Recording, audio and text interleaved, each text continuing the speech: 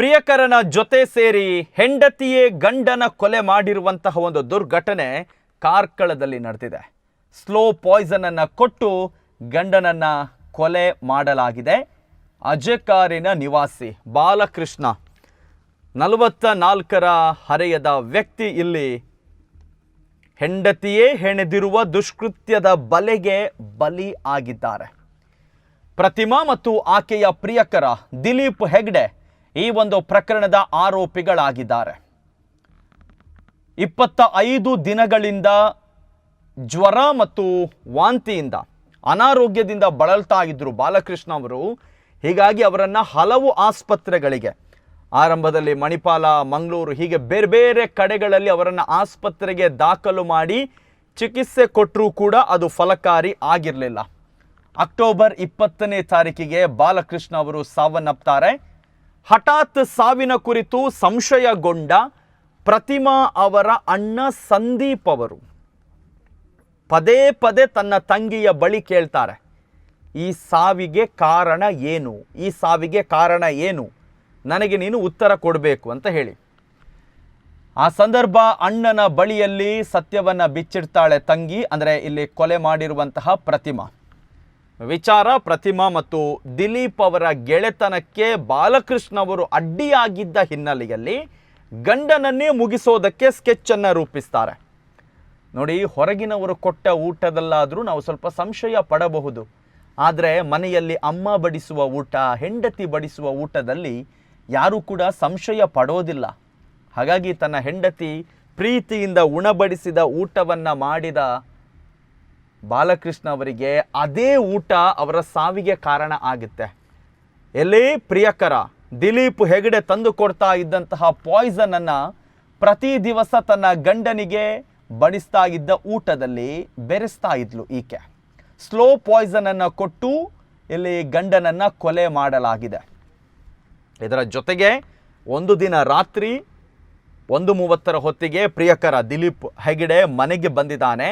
ಈ ಸಂದರ್ಭದಲ್ಲಿ ದಿಲೀಪ್ ಮತ್ತು ಪ್ರತಿಮಾ ಇಬ್ಬರೂ ಕೂಡ ಸೇರಿ ಬೆಡ್ಶೀಟನ್ನು ಮುಖಕ್ಕೆ ಒತ್ತಿ ಬಾಲಕೃಷ್ಣ ಅವರ ಕೊಲೆ ಕೂಡ ಮಾಡಿದ್ದಾರೆ. ಇಲ್ಲಿ ನಾವು ಎಪ್ರಿಷಿಯೇಟ್ ಮಾಡಬೇಕಿರೋದು ಪ್ರತಿಮಾ ಅವರ ಅಣ್ಣ ಸಂದೀಪ್ನನ್ನು.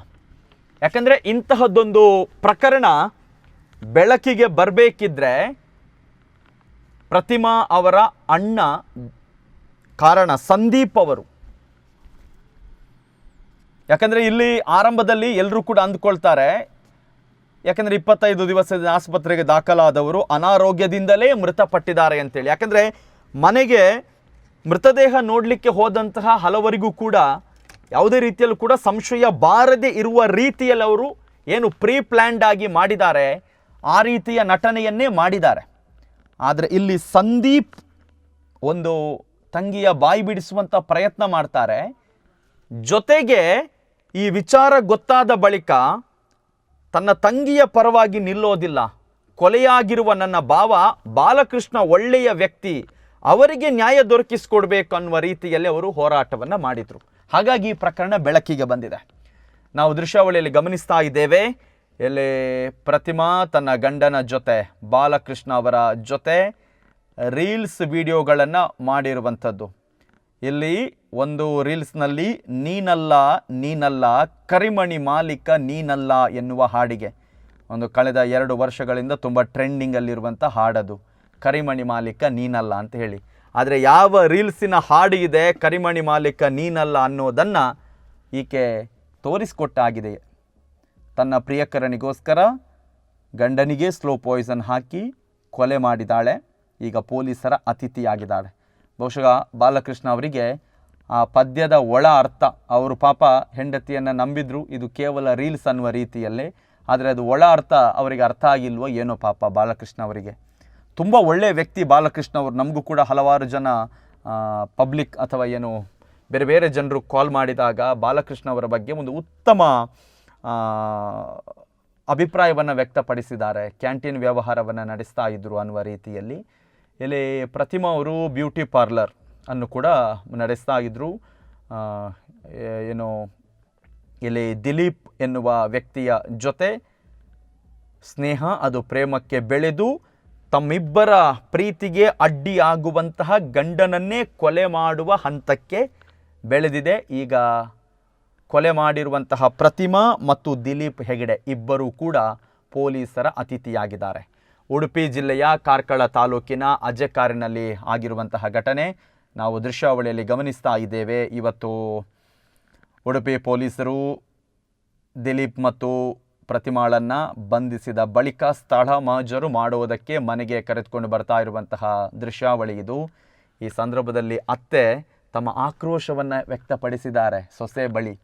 ಹೆತ್ತ ಕರುಳು ಹೇಗಾಗಬೇಡ, ಮಗನನ್ನು ಕಳೆದುಕೊಂಡಿರುವಂತಹ ತಾಯಿಗೆ ನೋಡಿ ಆ ದೃಶ್ಯಾವಳಿಯಲ್ಲಿ ನಾವು ಗಮನಿಸ್ತಾ ಇದ್ದೇವೆ. ಆ ತಾಯಿ ರೋದನೆ ಹೇಗಿರ್ಬೋದು, ಎಷ್ಟು ಸಿಟ್ಟು ಬರ್ಬೋದು.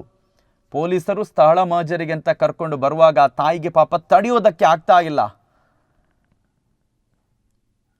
ಆ ತಾಯಿಯ ಒಂದು ಬೇಸರ ನಾವು ದೃಶ್ಯಾವಳಿಯಲ್ಲಿ ಗಮನಿಸ್ತಾ ಇದ್ದೇವೆ. ಇಲ್ಲಿ ಮನೆಗೆ, ಬಾಲಕೃಷ್ಣ ಅವರ ಮನೆಗೆ ಅಂದರೆ ಅವರದ್ದೇ ಮನೆಗೆ ಸ್ಥಳ ಮಹಜರಿಗೆ ಅಂತ ಉಡುಪಿ ಪೊಲೀಸರು ಇವತ್ತು ಸಂಜೆ ಕರ್ಕೊಂಡು ಬಂದಿರುವಂತಹ ದೃಶ್ಯಾವಳಿ ಇದು. ಮತ್ತೊಂದು ಕಡೆ ಸೊಸೆ ಮಾಡಿರುವ ಈ ಗನಂದಾರಿ ಕಾರ್ಯವನ್ನು ಕಂಡು ಆ ತಾಯಿ ಅಂದರೆ ಬಾಲಕೃಷ್ಣ ಅವರ ತಾಯಿ ಏನನ್ನೂ ಹೇಳಲಾಗದೆ ಅಲ್ಲಿ ಕೂತ್ಕೊಂಡು ರೋಧಿಸ್ತಾ ಇರುವಂತಹ ದೃಶ್ಯಾವಳಿಯನ್ನು ಕೂಡ ಗಮನಿಸ್ತಾ ಇದ್ದೇವೆ. ಇದೀಗ ಇಬ್ಬರನ್ನು ಕೂಡ ವಶಕ್ಕೆ ಪಡ್ಕೊಂಡಿದ್ದಾರೆ ಪೊಲೀಸರು. ವಿಚಾರಣೆ ಕೂಡ ನಡೀತಾ ಇದೆ. ಸ್ಥಳ ಮಹಜರು ಪ್ರಕ್ರಿಯೆಯನ್ನು ಕೂಡ ನಡೆಸಿದ್ದಾರೆ. ಏನೋ ಉಡುಪಿ SP ಅವರು ಕೂಡ ಈ ವಿಚಾರಕ್ಕೆ ಸಂಬಂಧಪಟ್ಟ ಹಾಗೆ ಒಂದಷ್ಟು ಮಾಹಿತಿಯನ್ನು ಕೊಟ್ಟಿದ್ದಾರೆ. ಈ ತನಿಖಾ ಹಂತದಲ್ಲಿ ಬಾಲಕೃಷ್ಣನಿಗೆ ವಿಷ ಉಣಿಸಲು ಪ್ರತಿಮಾಗೆ ದಿಲೀಪ್ ವಿಷ ಕೊಟ್ಟಿದ್ದ. ಪ್ರತಿದಿನ ಪತಿ ಬಾಲಕೃಷ್ಣಗೆ ಸ್ವಲ್ಪ ಸ್ವಲ್ಪ ಪ್ರಮಾಣದಲ್ಲಿ ವಿಷವನ್ನು ಪ್ರತಿಮಾ ಸೇರಿಸ್ತಾ ಇದ್ಲು. ಹತ್ಯೆ ಪ್ರಕರಣದ ಬಗ್ಗೆ ಇದು ಉಡುಪಿ SP ಅರುಣ್ ಕುಮಾರ್ ಅವರು ಕೊಟ್ಟಿರುವಂತಹ ಮಾಹಿತಿ.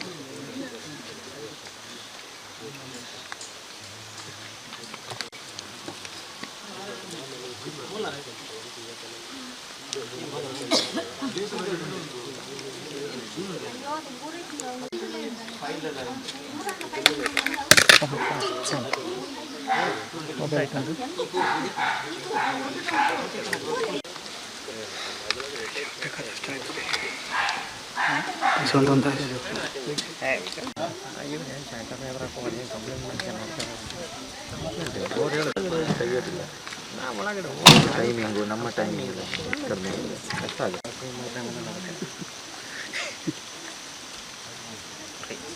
ಹೌದು ಹರೀಶಣ್ಣ, ಸುಮ್ಮನೆ ಹಂಚ್ಕೊಳ್ಳೋಕ್ಕೆ ನಾವೇ ಬಿಟ್ಟು ಬಂದವ.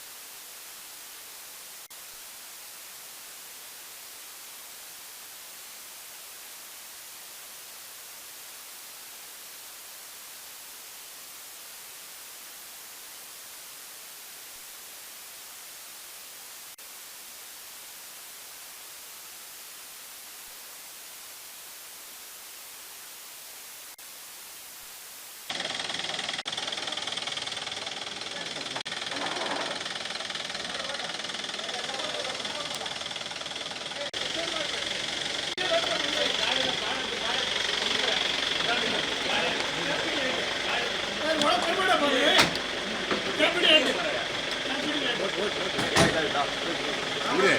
얘 나오 얘.